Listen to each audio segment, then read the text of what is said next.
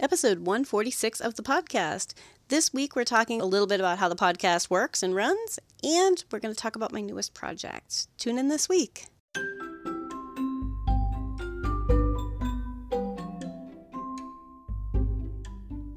You're listening to the Creating Great Grooming Dogs podcast. I'm Chrissy Newmeyer-Smith. I'm a certified professional groomer, a certified behavior consultant for canines, a certified professional dog trainer, and the owner of Happy Critters in Nashua, New Hampshire. And this, my friends and colleagues, is the podcast where grooming and training meet. I'm starting today with an apology. I know that I've missed a few weeks with the show, and thank you guys so much for hanging in there and being patient with me. I've been super busy. So I've been grooming, I've been working my training, and I'm also working on a big project, and I'll tell you about the big project later. But it's just been really super busy. But I think I'm back on track to getting these episodes out in a timely manner now. Thank you so much for bearing with me. What I want to talk about today is I was thinking recently that I never really find time for charity work in my community. And I have some friends that are really involved with all sorts of organizations. And I keep thinking that I'm a slacker. And then I remembered, oh yeah, Chrissy, you do the podcast. But this is my volunteer time for my community. This is here because I want to help you and I want to help the dogs. But yes, you. I want to help you. And here are some things that you might not know about the podcast or about podcasting in general. So for my little 20-minute show, it takes about 3 or 4 hours to put an episode together. I am trying to justify why I am behind. So yeah, all right, straight up, I'll tell you that. But just to give you an idea of what goes into the show, it takes about 3 or 4 hours to put an episode together. Once I have a topic or an idea, which actually is the hardest part. So I love it when you guys contact me with questions. Please, please, please feel free to keep those questions coming. And we haven't really been using the Facebook page or the Facebook group, but that's a great place to post some questions too, because I love, love, love answering questions. Sometimes it can be hard to come up with an idea or a topic. But once I have one, it takes about an hour to write out the show notes. To write out an outline or maybe even script it, it takes about an hour. And it takes me about 25 minutes to record it. Because believe it or not, you guys usually are hearing the first take. Very, very rarely do I have to toss something. And if so, it's because something external, not my recording. It's because, somebody rang a doorbell or something loud happened that I needed to change it. But after I do the recording part, then I download the recording into some editing software. I do some light editing, but only to remove things like a dog bark or to adjust volume. And can I just say that the volume part is really important to me? I listen to a lot of podcasts, and I have some ones that I really, really like, but their volume is really low, which might seem like it's not a big deal, but if I'm listening through my phone's Bluetooth and I'm listening through a headset, then if my phone rings at an entirely different volume than the podcast I'm listening to, and I get my eardrums blown out. Or if I'm using my driving app through my phone, Google Maps is suddenly shouting at me to take a turn. And so I try to get my volume leveled out so that if you guys are using other apps, if you're listening and the phone goes off, I'm not blowing your eardrums. We're all busy, and I encourage you to listen to the show while you're drying dogs at work, or while you're running a clipper vac, or while you're working, or while you're driving. So just be thinking about that. That's part of what I have to edit. Now, I'm also going to say, after I edit, then I have to download it to my podcast, which doesn't usually take long. Because pretty much then I'm just adding the intro, the subscribe, the contact information, a brief description, and then ta-da! If all of the tech is playing nicely for me, it took about 3 or 4 hours to make about 20 minutes of a show. If the tech is playing nicely for me, which is often why shows are late. Oh man, the tech. There are just so many things to run it through. But here's something else you may not know about the show. Is that I don't have sponsors. Now, I don't make any money from the show. There was a point where I was doing some sponsorships through Anchor, which is what I run my podcast through. I was running some sponsorships through them, but I just dropped it. I mean, really, it wasn't really worthwhile for me. And you know what? I found that when I was running a sponsorship, or if I asked for sponsors, now I feel super pressured to get these shows out at all costs. And you know what? it's just this extra thing in my week that sometimes I have to skip. And I hope you guys all understand why that happens, especially with a weekly show. Sometimes you just have to skip one. So I decided that it's just going to stay the way it is. I don't make money off of it. This podcast is a gift. This podcast is a gift to my industry. It's a gift to the grooming industry, to the training industry, and to the dogs. So this is something I do as my own passion project, and I do it for you. Now, the thing I get asked all the time, and let me tell you all the dang time, is why do it if it doesn't pay? But here's the thing. I get a lot out of doing this show. First of all, I've met so many great people that I may have never, ever have met. And I get the pleasure of helping people. But I learn so much when I spend time putting shows together for you. This is keeping me in this learning and pushing myself and staying up to date. This really pushes me to be better at what I do in a way that I normally might have just been skating across and doing things all the same. Now I'm always thinking about the next show. And it's almost like writing a report every week. Imagine if we all did that. Whatever it is that we're passionate about or whatever it is we do for a living, and we had to come up with a report every single week. It's like my own little homework assignment. And man, has it been helpful. So when people ask me, why are you doing a show that you don't get paid to do? That's my choice. I don't get paid to do it because it puts way too much pressure on me to get the show out on time every week or to get it out every single week. And you know what? I didn't need the pressure. This is just my feel-good project, passion project, and I'm privileged to have you guys listening. I am privileged to have so many people who listen on a regular basis and ask questions or give me feedback. So thank you guys so much for sticking with me. And I apologize for the show being behind. I think I'm back on track. But as I'm saying this, it's early December of 2021. And December, we all know December, what December is like. But I will say, I love it when you guys ask me questions. Keep sending questions or feedback. That's fun too. Maybe I should do a whole episode on how everybody's doing. That might be kind of cool. If you're enjoying this podcast, please remember to subscribe so that you don't miss any episodes, and tell all of your friends. In the first part, I mentioned I have a project that I've been working on, and here's where I'm going to tell you about it. So people have asked me about a course, and I have one. I've made one through wholepetnh.com, so that's Whole Pet Grooming Academy in New Hampshire. And I haven't really mentioned this much, but I teach there 2 days a week. So I'm actually a hands-on teacher for people who are interested in becoming dog groomers and helping them become beginner groomers.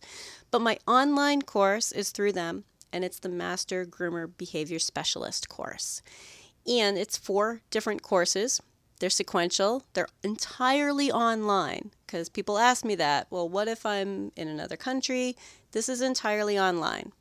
4 different courses, and each course is about 8 hours long. So it's an hour a week. 8 weeks in a row. And each course is a little bit different. They're going to build on each other, so they are sequential. But the first course is behavior and how it relates to grooming. It's a lot about prevention. It's a lot about understanding where the problems are arising, being able to talk to our owners, understanding our dogs a little bit better. The second course is basic handling skills, where we get into a little bit more about how to train. The third one is adding training to the grooming experience, where we're actually going to be doing a lot more training. We're going to be doing a lot more. And then the last one is advanced training techniques. And so that one's a little bit more about desensitization, counter conditioning, some real severe problems. My online course is not self-paced. Many people have self-paced courses, but this one is not. I really feel that behavior is something that we can't just memorize. We really need to hash it out. There's a logic chain that we kind of need to work on. So through the course, we're going to be having weekly lessons where we actually discuss the things that I had you look over. So there are topics, there's stuff to read or listen to or watch. that we then discuss. And to have those discussions is really important. So I know that you are getting the feel for how do we observe behavior, how do we track progress, how do we assess a dog, how do we talk to our owners by running you through scenarios. So the course is going to be a lot of fun, I hope. I am almost done with the first run of the first part of the course with my first students, which has been really, really fun. And at least fun for me. So hopefully you guys are interested in the course. If you are, wholepetnh.com. Just contact the school. You can go to the website. People are having trouble finding the information on the website, but it's one of the online courses. It's one of the diploma programs, and you can just contact the school and ask for information about it. It will be starting December 27th. So this is something you can do for yourself for Christmas or for your New Year's resolution if you would like to sign up. You can also contact me and find out more information. All of my contact information is at the end of the episode. But I will say, remember I mentioned the podcast has been really interesting for me. This is one of the doors that my podcast opened for me, is being able to teach at a school, being able to have this online course, to be able to speak at conferences, because I got the chance to speak at a couple of conferences, which is so much fun. So learning is always happening for me and hopefully always happening for you. And I want us to think about that as we go in through the holidays, that sometimes we forget that we have to keep investing in ourselves. Invest in you. You're important. You are your most important piece of grooming equipment. Or for the trainers who are listening to me, you are your most important piece of training equipment. It's you. It's what rests between your ears. And let's invest in ourselves. Because I believe in you. And sometimes we just need to hear somebody else say it, right? Like, I believe in you. And I want you to be ready to take on some new challenges. And sometimes that can be really scary. Now, as a dog owner, a new challenge might be something you're trying to teach your dog. As a dog groomer, a new challenge could be a trim that you want to learn, or a behavior that you're a little bit unsure about. All right, do I want to try to teach this dog to stand still for me? Am I ready to go there? But always thinking about, can I push myself a little bit more out of my comfort zone? Because I really think that the more we learn, the happier we are too. Nothing more fun than learning. Well, okay, I'm a dork. I'm a big geek. I love to learn. So as I was talking about before with the podcast, this is my passion project. And hopefully that comes off when I'm talking about my topic, because I really think that the grooming industry needs to learn more about behavior and training, and the training industry really needs to learn more about grooming. And other dog professionals and dog owners really need to learn how this impacts just about every dog, because all of these pets have grooming needs. And the more we can think about that, the more we can prepare them for a better grooming session. How we can prepare them for better vet visits. We can prepare them for better care at home. Helping these dogs to be comfortable, calm, comfortable, and cooperative with all of the things that we need them to be able to be around. And I think that the more we're all on the same page, the better we'll do. Now, I mentioned that this podcast, I've met some wonderful people, and oh my God, I sure have. The grooming industry, I wasn't sure 3 years ago when I started the podcast if people were ready to hear it. I wasn't really sure. And I've been really pleasantly surprised. The grooming industry has been ready to hear it. There'll always be a couple people who aren't quite sure yet. They're like, I don't know, seems a little new agey wishy-washy. But generally, the grooming industry has been ready to hear it. As I focused in on the grooming industry, I've had a lot of great opportunities come up. So I'm going to ask of my listeners, I'm going to ask you guys, because if you don't ask, no one will know. I'm going to ask you guys, I'm looking for opportunities to talk to more trainers. I was able to do conferences in the grooming industry, and that's kind of what I'm looking for in the training industry. So any trainers out there, if you can help me out with that, any groomers out there who know some trainers who might benefit from my podcast, please send them over. But I think the training industry is my next real focus, that I've got to get them on board too, because frankly, we all are part of these dogs' lives, especially in the beginning. dog training isn't the same kind of lifelong interaction that groomers have. Groomers, we have a dog often its entire lifetime and sometimes multiple generations of the same household's pets, which is, dreamy. We love it. But training is always about let's help you in the beginning or help you solve a problem. So trainers don't necessarily have the same kind of work with this dog month after month, year after year.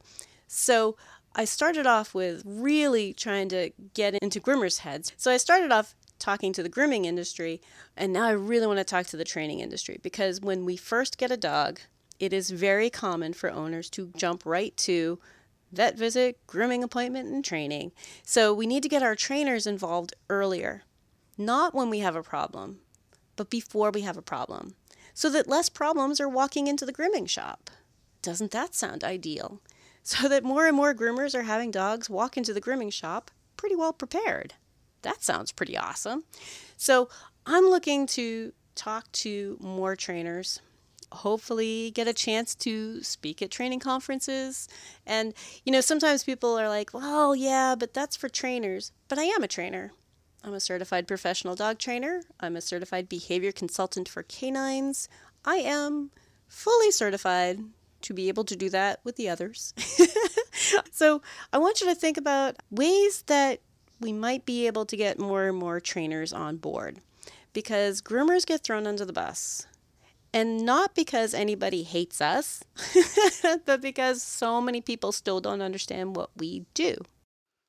If you'd like more information, you can find me at Chrissy@happycritters.net, happycrittersdogtraining.com, or you can join the Facebook group, Creating Great Grooming Dogs podcast, or the Facebook page, Creating Great Grooming Dogs. I really look forward to hearing from you.